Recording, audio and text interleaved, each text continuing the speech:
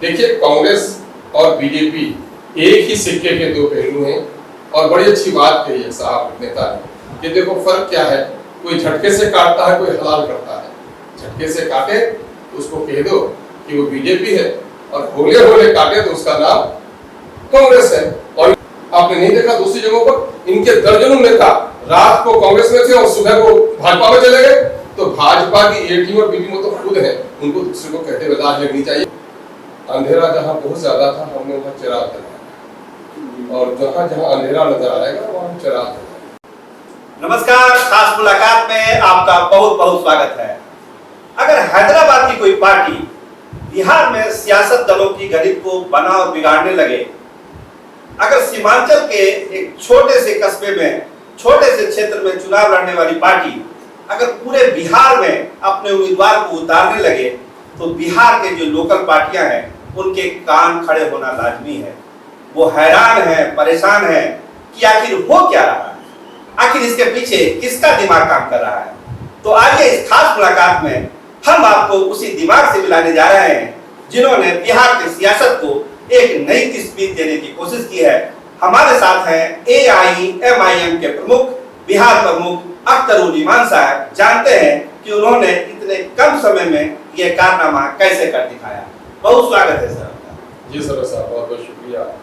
हम ये जानना चाहते हैं कि आखिर बिहार के जो सियासी दल हैं, पहले आपको बहुत सीरियसली नहीं लेते थे, लेकिन जब से आपने चुनाव जीता सीमांचल में, अब ऐसा उनको लगता है कि AIMIM उनकी जगह को छेड़ने के लिए पूरे बिहार में आ रहे हैं। तो आखिर कैसे ये सब कारनामा हुआ? देखिए सरोज साहब, पार्टी हैदराबाद की नहीं है, पार्टी के संस्थापक वहां के रहे होंगे। पार्टी पूरे भारत की और कहीं न कहीं कोई संस्थापक पार्टी का नाम किसी शहर से ताल्लुक और कोई पार्टी भी कोई सीमित क्षेत्र के लिए नहीं है। पार्टी मेरे सीमांचल की नहीं, शुरुआत तो कहीं से करनी पड़ी। हमने शुरुआत वहां से करी है। अंधेरा जहां बहुत ज्यादा था हमने वहां चिराग जलाया और जहां जहां अंधेरा नजर आएगा वहां चिराग जलाया। हम तो अंधेरे के दुश्मन हैं, इसलिए चिराग लिए फिरते हैं और जाहिर है कि जिन अंधेरी बस्तियों से लोगों ने आवाज दी वहां चिराग लेकर हाजिर हुए। तो पूरे बिहार में जिन क्षेत्रों का, जिन समुदायों का विकास नहीं हो सका, जिनकी अनदेखी हुई, आज़ादी के लंबे अंतराल के बावजूद भी आज़ादी की कोई सौगात उनको नहीं मिल सकी, बल्कि उसको ऐसा लगा कि देश को आज़ाद हो गया, शायद उन्हें मुक्ति नहीं मिली। तो ऐसे तमाम तर लोगों को राजनीति की इस मक्कारी से मुक्ति दिलाने के प्रयास का नाम ही हमारे। ठीक है, आपकी बात हम मान रहे हैं, लेकिन जो बिहार के दल है, खासकर कांग्रेस पार्टी, उनका ये आरोप होता है कि जो AIM बिहार में राजनीति कर रही है वो कहीं न कहीं से भाजपा को मदद करती है। इस पर आपका क्या कहना है? इसकी सफाई आप कैसे देखें? एक बात ये कहते हैं, लोकलाज भी एक चीज होती है। अगर कांग्रेस के लोगों को लोकलाज बाकी है तो उनको अपने जमीर में, अगर आईने में उनको अपनी तस्वीर नजर नहीं आती है तो अपनी जमीर की तरफ झांकना चाहिए। बाबरी मस्जिद के ताल्लुक से 1949 में जब मूर्ति रखी गई, 50 में ताले लगे, 86 में ताले तोड़े गए, सीला पूजन हुआ। अब 92 में जब मस्जिद तोड़ी जा रही थी, दिल्ली के तख्त पर बैठकर तमाशाई ओबीसी देख रहा था कांग्रेस। वो कांग्रेस ये बात कर रही है और ये कांग्रेस तो बेनकाब हुई थी, लेकिन नंगी हो गई है कांग्रेस उस वक्त जब सुप्रीम कोर्ट का फैसला आया। सुप्रीम कोर्ट ने कहा कि मंदिर के तोड़ने का कोई सबूत नहीं मिल सकता, मस्जिद को तोड़ना मुजरिमाना अमल था और लेकिन वहां पर राम मंदिर का निर्माण हुआ।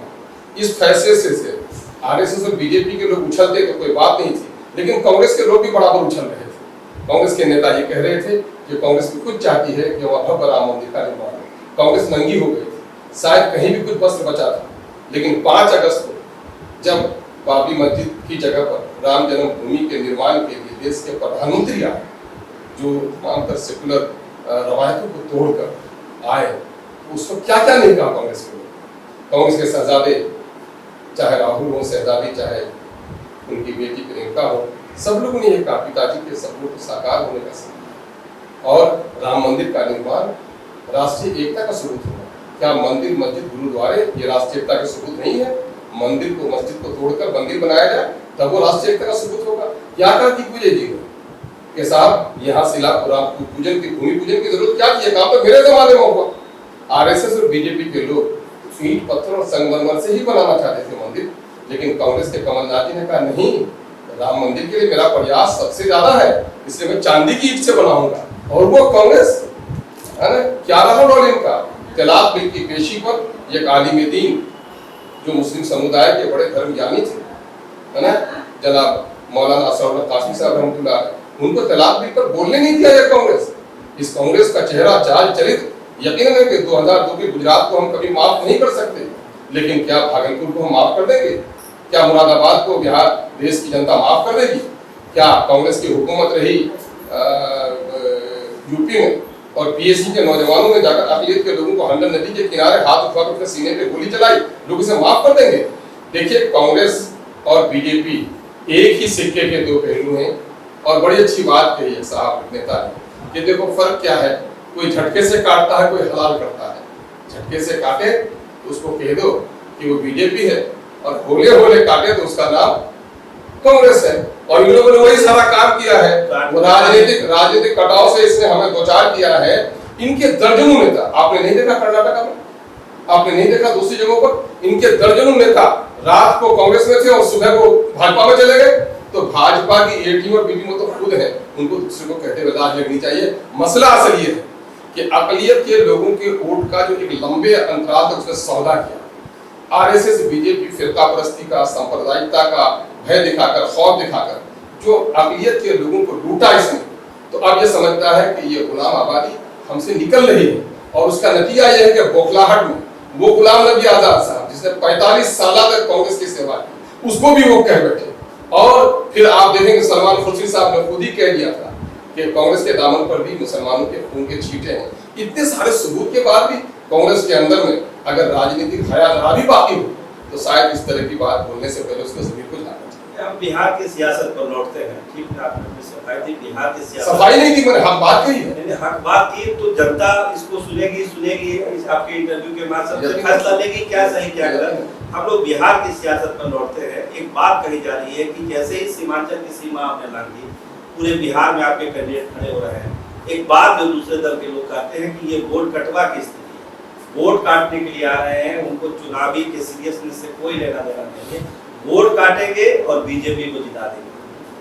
देखिए, 2014 के पार्लियामेंट्री इलेक्शन में यूपी में हम नहीं लड़े थे और 80 में से 73 एनडीए को कैसे आ गए, और हम भी थे। दर्जनों जगह इसकी मिसाल पड़ी हुई है। वक्त की कमी के बाद मैं कहता हूँ 2019 के इलेक्शन में हम किशन के मात्र एक सीट पर पार्लियामेंट का इलेक्शन लड़े और 2,95,000 वोट हम लेकर आए और बीजेपी वहां से भी नहीं जीती। और बाकी 39 जगहों पर कहाँ हम खड़े थे जिसकी वजह से बीजेपी जीत गई। अरे बीजेपी को ये लोग जिता रहे हैं, न जाने क्यों। मुझको तो ऐसा ही शक लग रहा है कि लोग कहीं ना कहीं से क्या सौदा हुआ है या क्या खौफ है, बीजेपी को ये लोग जिता रहे हैं। बीजेपी हमारी वजह से कभी मजबूत नहीं हो सकती है। मैं बता दूं, पिछले दिनों में भी समाजवादी पार्टी ने, दूसरी पार्टियों ने, आपने जिसका अपना कोई नहीं है, वो सैकड़ों जगह पर लड़ा है, उसको खुद से पेट पे एक्शन नहीं होती है।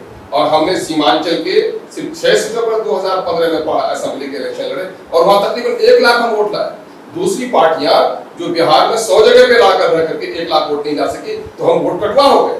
वोट कटवा कहने वालों को जरा आईने में फिर से तस्वीर देख ले कि अभी अभी जो वहां पर बाई इलेक्शन की शंग में हुआ है, बीजेपी को हमने धूल चटाई है और कांग्रेस की जमानत जब्त कर दी। उसके बाद भी कहें कि वोट कटवा हम हैं, तो क्या कहिए, कोई काला करोटा अपने को कहीं घोड़े ला, तो अब उनकी जबान है, मैं क्या कह सकता हूं। बिहार में जो इलेक्शन हो रहा है उसमें बोलते हैं कि गठबंधन होगा तो बिहार की सियासत में ज्यादा पहुंच होगी, ज्यादा जीत होगी। तो आप भी प्रयास कर रहे थे, पिछले दिनों आप जीतन राम मांझी के लिए गए थे, जीतन राम मांझी अब जनता दल यूनाइटेड में चल गए हैं, तो उसके आगे का क्या प्रयास ये है बिहार में चुनाव? देखिए, ये आईएम का शुरू से यह प्रयास है कि देश को फिरका परस्ती की आग से बचाना चाहिए। सांप्रदायिकता की आग ने देश को जलाकर खाक कर दिया है, देश के भविष्य को इन लोगों ने चौपट कर दिया है। भाषावाद, जातिवाद और सांप्रदायिकता ने राष्ट्रवाद की बुनियाद को कमजोर कर दिया है। इस मुल्क में इंसाफ का क़याम जरूरी है और सत्ता पे जो लोग बैठे हो वो न्याय पर आधारित संविधान के अनुरूप देश चलाएं, यही अच्छा है। लेकिन बीजेपी के लोग और नीतीश कुमार जब से बिहार की गद्दी पर बैठे हैं, दलितों का, शोषितों का, पीड़ितों का, अक़लियतों का शोषण और दोहन हो रहा है। किसानों की हालत खराब हो गई है, पलायन रोज बढ़ता चला जा रहा है। सीमांचल और उत्तरी बिहार में आप देखेंगे कि सैलाब के जमाने में उसकी खबरगिरी पूछने वाला नहीं। जिन्हीं जगह को छोड़कर बिहार में कोई विकास नहीं हुआ। 50-50 किलोमीटर की दूरी तक नदियों पर सीमांचल में पुल नहीं बन सके और यहाँ पर फ्लाईओवर बनाए जा रहे हैं। शहर में भीड़ बढ़ती जा रही है, सारी चीजों को केंद्रित वो कर रहे हैं। नालंदा में जितने पैसे उसने लगाए, मैं दावे के साथ कहता हूँ कि सीमांचल के 10 जिलों में भी उतने पैसे नहीं लगे। और ये जो नाइंसाफी की सरकार है, इसको उखाड़ कर फेंकने की जरूरत इस बात की है कि सेकुलर और लाइक माइंडेड पार्टियों का एक समूह बने। इसके लिए हमने 1 साल पहले ही यहाँ पर प्रेस कॉन्फ्रेंस के माध्यम से तमाम राजनीतिक दलों से भी, बुद्धिजीवियों से भी आग्रह किया था। हमने मुस्लिम जो ऑर्गेनाइजेशन है, जो धर्म गुरु है, उनसे भी लेटर दिया है। हमने पार्टी के जिम्मेदारों से भी बात करी है कि साहब, न्याय पर आधारित सम्मानजनक तौर पर हमको कोई जगह दी जाए, है ना, जिसकी जितनी आबादी उसकी उतनी भागीदारी तय करो। तो हम आपके साथ जाने के लिए तैयार हैं, लेकिन कोई नहीं चाहते हैं। क्यों नहीं चाहते हैं? इसलिए कि चाहते हैं कि दलित अलाफियत के लोगों का वोट तो लिया जाएगा, लेकिन सत्ते में कभी भी इनको साझेदार नहीं बनाया। कोई दलित मुस्लिम कॉम्बिनेशन की भी बात चल रही थी कि इस तरह का कोई अलायंस बिहार में बनाया जाए। भाई, जय भीम और जय मीम का नारा तो मेरी ही जबान पर है। दलितों को आज हो कल हो भूला हुआ सबक को पढ़ेगा, और दलित और माइनॉरिटी के लोग जब तक एक नहीं होंगे उनका शोषण नहीं रुक सकता। जय 72 सालों में दलित समुदाय के लोग जाकर मंत्री बन गए हैं, लेकिन दलित समुदाय का भला नहीं हो सका। दलित और अभियत के लोगों को साझा काम करना पड़ेगा, इसलिए हमारा प्रयास जारी है। हम गए थे जितेंद्र जी के पास, माजी साहब के पास। माजी साहब को मैंने कहा था कि माजी साहब आइए, हम और आप मिलकर काम करें। आप छपते रहिएगा, लेकिन जहां आप अगर जो सुन रहा हूं कि जहां आप जा रहे हैं तो वहां छूट जाइएगा, विलय में आप बर्बाद हो जाइएगा, दलितों का बड़ा नुकसान होगा।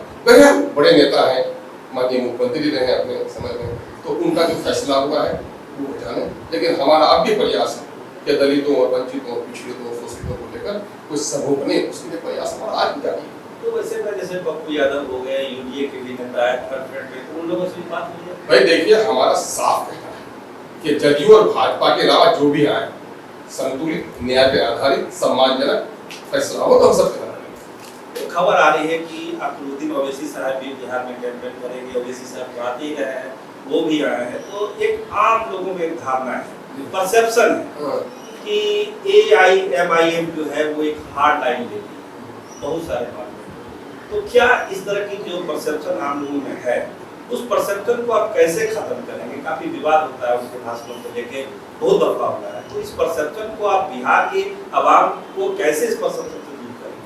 देखिए, सच्चाई झूठे लोगों को, बेईमान लोगों को सच्चाई मिर्ची की मानी जाती है। सूरज जब निकलता है तो चमगादड़ की आंखों में परेशानी हो जाती है। सत्य पे आधारित राजनीति जो भी हो, उनके शब्दों से उन बेईमान राजनेताओं को बड़ी दिक्कत होती है। यकीनन है कि हमारे नेता की बातों से किसी को दिक्कत हो, हम उसकी परवाह नहीं करते। कोई चमगादड़ अंधा हो जाए, सूरज का उगना नहीं रोक सकता कोई। जाहिर पार्टी है, हमारी पार्टी के राष्ट्रीय नेता भी आएंगे, आम कार्यकर्ता भी आएंगे, और हम सब लोगों को दावत भी देते हैं, और सब पर अनिवार्य भी है कि आके प्रचार और प्रसार करें।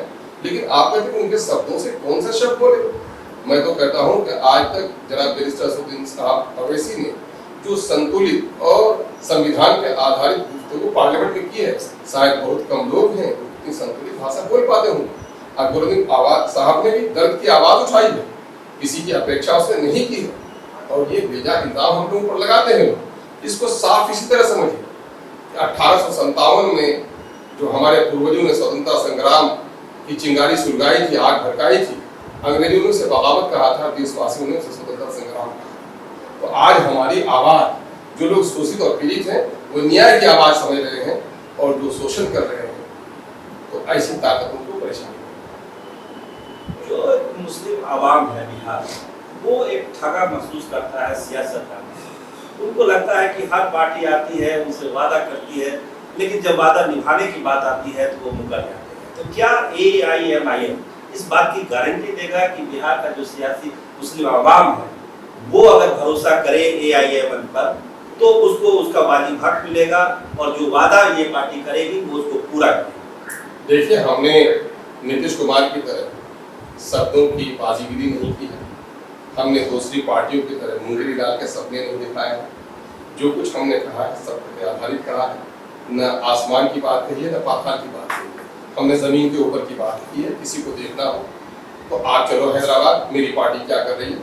हम मंत्रालय पर विश्वास नहीं करते, जनता की सेवा, जनता की खिदमत, उनके हक और अधिकार की बात। जो स्कूल, हॉस्पिटल, कॉलेज, एजुकेशन, गरीबों के उत्थान की जो पॉलिसी पर हमारी पार्टी काम कर रही है, चाहे दुख की घड़ी हो उस मौके से जो मदद हमारी पार्टी कर रही है, मैं नहीं समझता कि देश में कोई दूसरी पार्टी ये काम कर पाती होगी। जो विकास का, जन कल्याण का हैदराबाद मॉडल है, उसको आप बिहार में लागू करेंगे? यकीनन है। मैं समझता हूँ कि बिहार में 15 सालों में जिस तरह से टैक्स बढ़ा है, गरीबों का जिस तरह से टैक्स के माध्यम से शोषण हुआ है, पलायन नहीं रोक सके, बच्चों को शिक्षा नहीं दे सके, बीमारों को दवा नहीं दे सके, लेकिन टैक्स 50 गुना बढ़ा। आप जाकर देख लीजिए, एक गरीब एक कट्ठा जमीन आज से 15 साल पहले रजिस्ट्री ऑफिस में रिकॉर्ड हो 500 रुपए में रजिस्ट्री करा रहा, आज उसके लिए 20,000 रुपए की रजिस्ट्री करनी। रेत की ठेकेदारी इन्होंने दबंगों को दी। अब रेत, आप तुम सीमेंट खरीदने का पैसा नहीं बचा, गरीब रेत का भी देख ली, उसकी कीमत इसने कितनी बढ़ा दी। गरीबों के लिए इसने जीना मुश्किल कर दिया, रोजगार के कोई मौके नहीं आए। हमारे सीमांचल में चलिए, सैलाब में हम डूबते हैं, हर साल हम मरते हैं, हमारी बस्तियां नदी में चली जाती हैं, हजारों हेक्टेयर जमीन हमारी हर साल नदी में विलीन हो जाती है। और अभी मक्का की पैदावार, रिकॉर्ड पैदावार भी पूरे देश में हो रही है। और आप जानते हैं सरकारी समर्थन मूल्य लगभग 1850 का, और 900 में, 800 में, 700 रुपए क्विंटल बेचा है। हार्ट अटैक करके मर रहे हैं लोग, मर्डर हो रहा है उनका। लेकिन सरकार को कोई चिंता नहीं है। जन विरोधी सरकार, जनता विरोधी सरकार, किसान विरोधी सरकार, शिक्षा विरोधी सरकार, रोजगार विरोधी सरकार, पलायन को नहीं रोक पाने वाली सरकार, फिरका प्रस्ती को हवा देने वाली सरकार। अकलियतों से वोट लिया था, ये कहकर नीतीश कुमार ने मिट जाऊंगा, और कहां बोले थे? सदन में बोले थे। मुख्यमंत्री के शब्द थे, मिट जाऊंगा, बीजेपी में नहीं जाऊंगा। लोग कहते हैं कि उल्टी को चढ़ना बड़ा पाप है। मैं तो ये नहीं कह सकता के लिए, लेकिन लोग कहते हैं कि अपनी बोली हुई भाषा से ये पलट गए, और दूसरे लोग उसको तो अल्टू पलटू कहते हैं। मैं नहीं कह सकता, लेकिन मामला ये है कि जिस अकलियत के लोगों ने इसको वोट दिया और उसी पर छुड़ा चलाया, एनपीआर हो, एनआरसी हो, तलाक बिल हो, सब में खुलकर इसने साथ दिया, है ना। तो मैं समझता हूँ कि झटके से बीजेपी काटती है, हालात शायद कांग्रेस करती है राजनीतिक तौर पर, और शहद में शरबत में सलाह मिलाती है नीतीश कुमार। यकीन।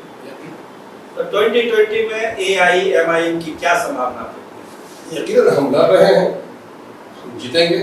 हमें पूरी उम्मीद है कि युवाओं का, शोषितों का, पीड़ितों का जो इरादा हमारे साथ जुड़ा है, तो हम समझते हैं कि हम अच्छे नतीजे हैं। तो ये थे हमारे साथ अख्तरुद्दीन साहब, जिन्होंने आपको बताया कि AIMIM को बिहार को लेकर उसके पास क्या प्लान है। बिहार के जो नेता थे, चाहे वो नीतीश कुमार हो, लालू यादव हो, तेजस्वी यादव हो या भाजपा हो, उन्होंने लोगों को ठगने का काम किया, अपना वादा पूरा नहीं किया।